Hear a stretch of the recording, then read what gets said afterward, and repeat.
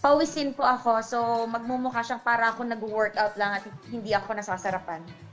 Okay, ano ba mga positions ang pasok sa sa panlasa mo na nai-enjoy Oh, mo? ano ba tawag doon? Spooning. Ano yung spooning? Yung pa-side. Ano ba yung spooning direct? Basta nakahiga, Ah, pagyan mo na lang po dyan. ganun pala yung paside. Eh, bakit?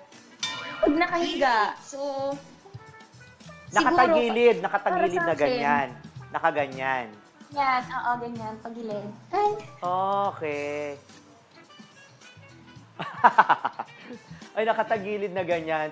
Eh, di ba, mahirap din yon sa guy, hindi ba? At mahirap din sa inyo kasi kapag ka pwede kayong mausog-usog yung katawan nyo. Baka hindi malaglag po, kayo sa kakapit na kama. lang po kami sa gilid. Tapos yung guy, syempre, ang kakapitan niya, yung girl. At dapat strong din yung legs ng guy. Yung ginagawa talaga.